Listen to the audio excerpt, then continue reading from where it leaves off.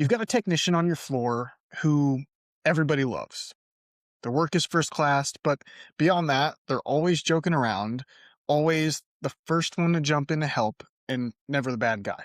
They feel like the glue of the team. They're the natural internal promotion to help take the team to the next level. And initially, things always look great on the surface. People seem happy, there's no obvious drama, and when you walk through the floor, everyone looks engaged. But deadlines are slipping, defects are on the rise, something just feels off, though you can't quite name it. That team doesn't have a bad supervisor. They have a great friend who was handed a supervisor's title. And I'm willing to bet somewhere in your organization, you're seeing this exact scene play out.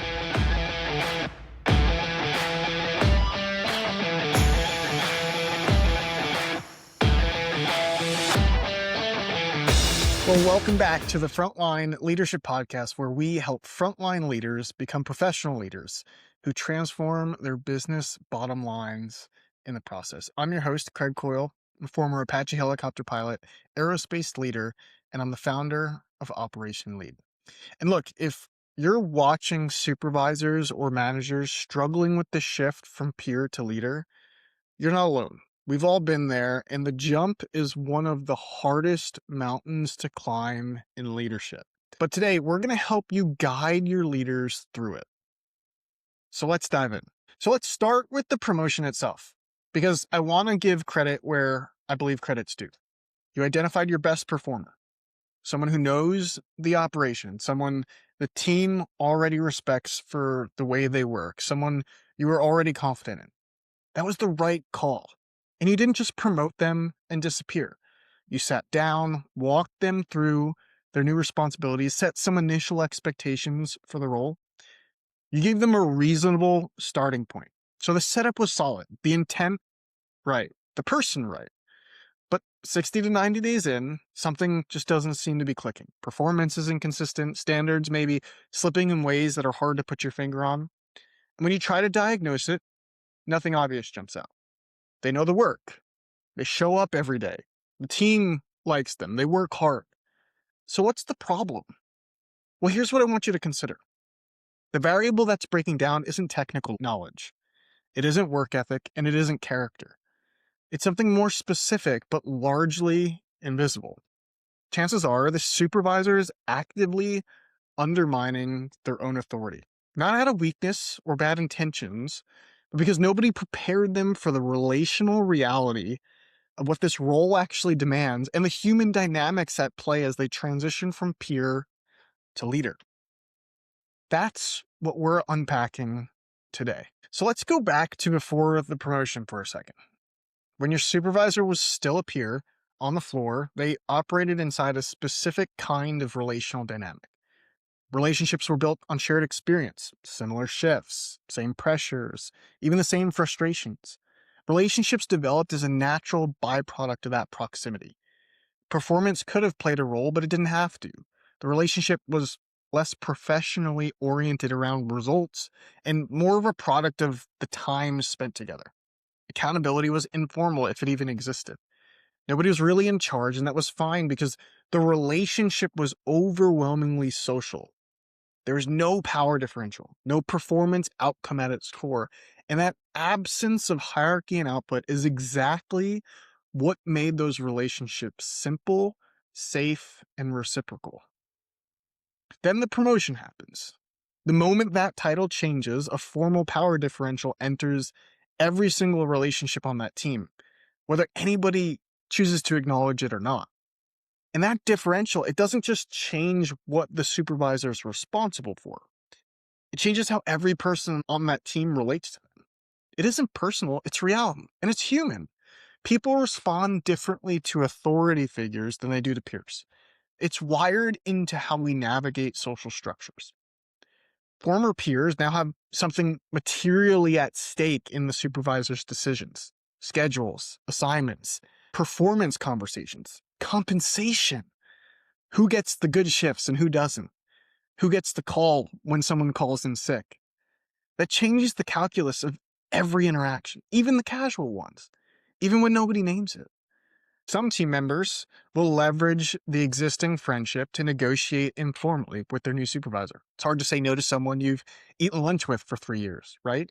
And then others will feel genuine awkwardness and create a distance on their own. The relationship doesn't feel equal anymore, and they don't quite know how to hold it. Others will quietly test the limits, not out of malice, but to figure out whether the title actually means anything, whether this person is still one of them, or whether something real has changed. And in some cases, and this is worth naming honestly, jealousy and resentment are going to enter the picture. Not everyone on the team maybe felt that the person that was promoted was the right choice. That doesn't always surface openly, but it shapes behavior in ways the supervisor may not know how to read or respond to. On the outside, everything looks the same. Same people, same building, same lunch conversations. The surface of the relationship hasn't changed, which creates the illusion that relationship itself hasn't changed. But the relationship has changed, and their former peers are already quietly recalibrating, figuring out what this relationship means now, how open they can be, what they can ask for, how much they can push. And here's where it gets genuinely hard for even the sharpest new supervisors. They know something beneath the surface has shifted. They notice the slight hesitation or the eye roll when they give direction. They sense the awkward dynamic at lunch that didn't used to be there. They pick up on the subtle change in how people talk to them or don't anymore. These aren't oblivious people. They're working hard, they're intelligent, they're worthy of leadership roles. But feeling something and knowing what to do with it are two very different things.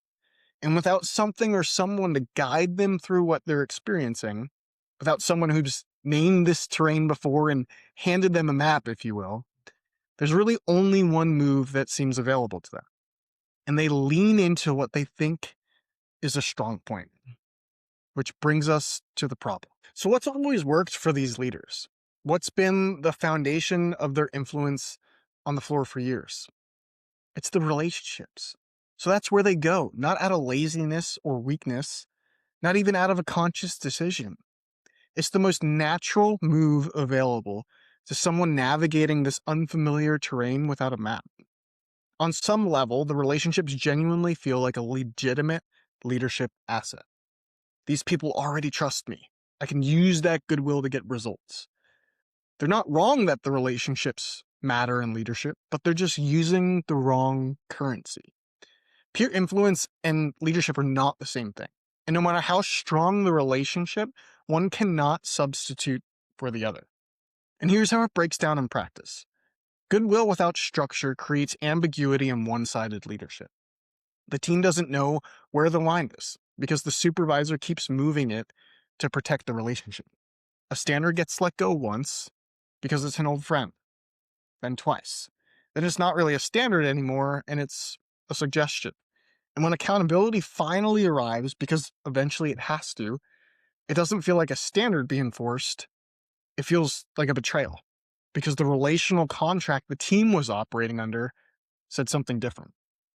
Similarly, leaning into relational goodwill or favors works once or twice, but that bank account doesn't have bottomless transactions. Eventually, resentment substitutes for compliance.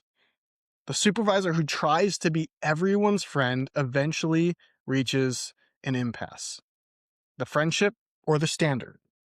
They have to choose. They choose the friendship and credibility erodes, but the team and the entire organization above. And if they choose the standard, the team feels blindsided and used. The relationship ruptures anyway. There's no clean exit from this trap once you're inside it, which is exactly why what happens at the entry point matters so much. What this costs the operation is real. Accountability gaps that don't announce themselves to senior management, inconsistent performance that's hard to diagnose because the team seems happy at the surface, a supervisor who still feels like the right person and is working hard, but nobody can point to as someone driving real results because the results are telling a different story. And that gap is hard to explain. The organization promoted a friend, and it's still waiting for a leader to show up. So what does the path forward actually look like? Well, before I walk through it, I want to reframe the goal. Because I think a lot of supervisors hear you need to be respected, not liked, and they interpret that as become harder, create distance, and drive results. That's not it. The goal is to lead with clarity first and then let the relationship rebuild on a new and more durable foundation. Respect built through consistent, clear leadership is worth more than popularity built through accommodation. And the relationship that comes out the other side is actually stronger, not weaker than what existed before. But here's what nobody tells the supervisor going in. This journey has predictable stages, and knowing they exist changes everything about how you navigate. So here's stage one, initial pushback. The supervisor starts leading with clarity, expectations get named, standards get held, maybe even a mission is declared, and the team pushes back. Complaints surface, passive resistance appears. Former peers may feel the relationship has shifted because it has, and some will express that directly or indirectly. The dynamic they were comfortable with is gone, and nobody asked them if that was okay. The natural instinct in this moment is to back off, to interpret the friction as a signal they're doing something wrong, to wonder if they came in too hard, if they need to dial it back, if they're damaging relationships they've spent years building. This is the critical inflection point. The friction is not a failure signal. It's a confirmation signal. It means the supervisor is doing exactly what the role requires, and the team is responding the way teams respond to change. What the supervisor needs to hold on to in stage one is simple: clarity and consistency. Not reassurance, not popularity, just the same standard, held the same way, every single day. This stage is survivable, but only if the supervisor knows it's coming and has someone in their corner when it arrives. Stage two is unmotivated acquiescence. This is where the resistance fades, but what replaces it isn't what we're hoping for. The team just starts to comply. They do what's asked, but there's no tangible, real buy-in behind it. They're doing it because they have to, not because they believe in it or the person asking them to do it. This stage is arguably harder than the first because compliance without commitment looks like failure from the inside. The supervisor did the hard thing. They held the line. They got through the pushback. And it still doesn't feel like leadership yet. But what they need to hold on to here is this: the work isn't done, but it is working. Stay the course. Show up the same way tomorrow that you did today. Consistency through this stage is what unlocks the next one, which is stage three, genuine buy-in. Something shifts.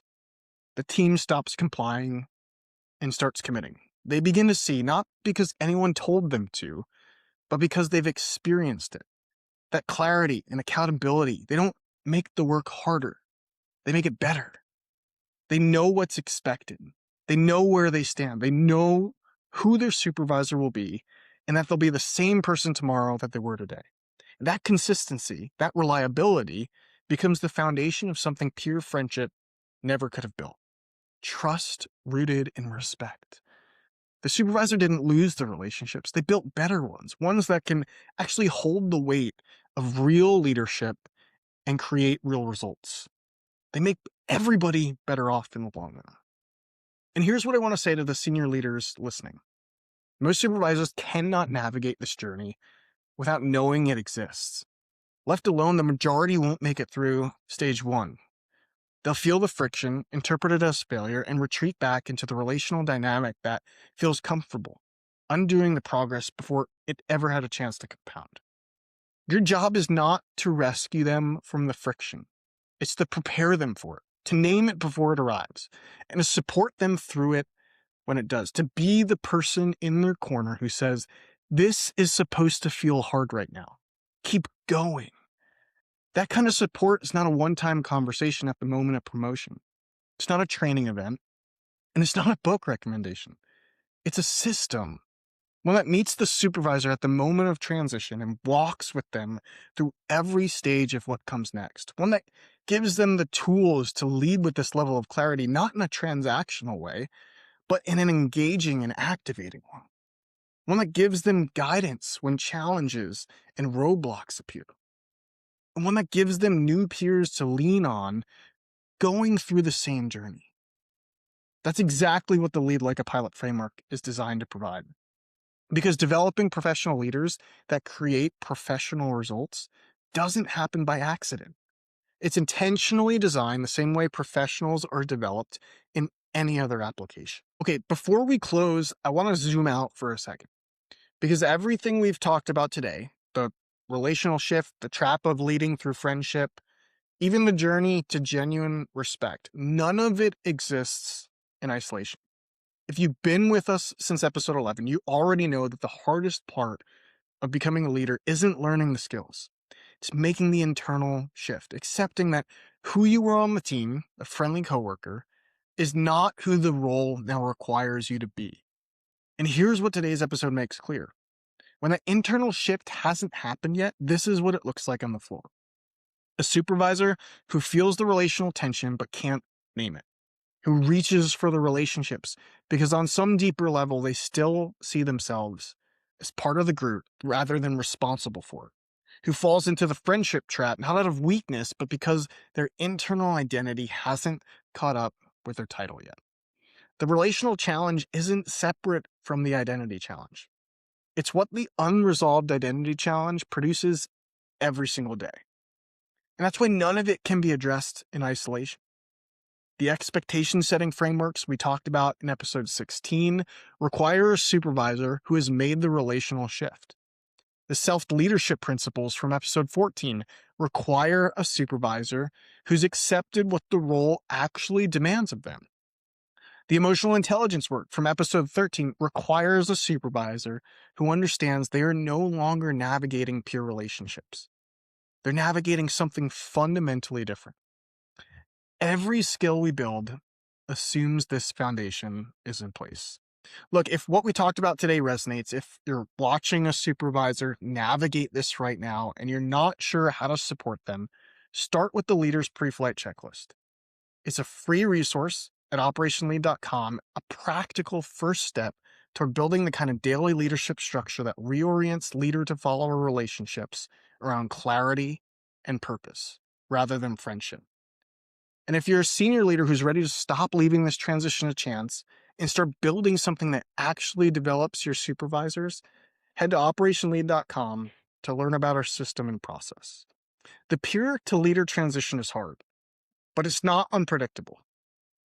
Every supervisor promoted from within faces this. Every single one. The ones who make it through aren't tougher or more naturally gifted. They're more prepared. Next week, we're going to talk about what comes right after this relational shift. Because once a supervisor has established their footing, how they communicate becomes everything. That's episode 18, and it's a conversation you won't want to miss. Until then, I'm Craig Coyle, and this is the Frontline Leadership Podcast. Let's lead.